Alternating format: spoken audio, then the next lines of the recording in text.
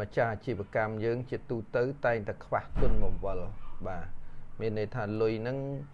ខែនឹងខ្វះខ្វាយក្រោយគ្រប់បាទជីវកម្មលក្ខណៈស្តង់ដាគេមានលុយបង្វិលគ្រប់គ្រាន់ហេតុអីបានមានលុយបង្វិលគ្រប់គ្រាន់ដំបូងបំផុតយើងទៅស្គាល់ស្អីទៅ cash operation សិន cash operation ស្មើនឹងលុយបង្វិល stock បូកនឹងចំណាយរដ្ឋបាលឧបមាថាលុយបង្វិល stock យើងមួយខែ$10000ចំណាយរដ្ឋបាលយើង5000អញ្ចឹងចំណាយនៅក្នុង operation យើងត្រូវការលុយ15000សម្រាប់ run business អញ្ចឹង business យើងត្រូវការលុយ4ខែនៃ cash operation មួយខែ15000ទុកបង្វិល3ខែទៀតគុណនឹង3ស្មើនឹង45000ដាក់ធនាគារទុកទៅទុនបំរុងបាទជាទូទៅ business យើងគេឲ្យខ្វះមួយខែតែ 30% ទេ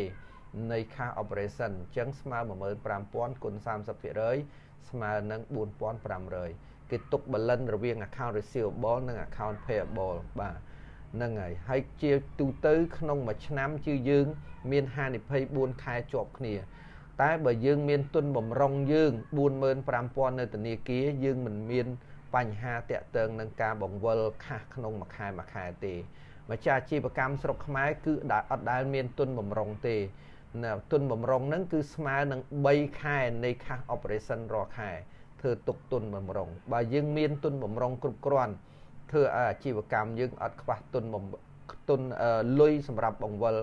ធ្វើអាជីវកម្មទេបាទអរគុណច្រើនដែលបានចូលតាមដានទស្សនារឿងនេះបាទអរ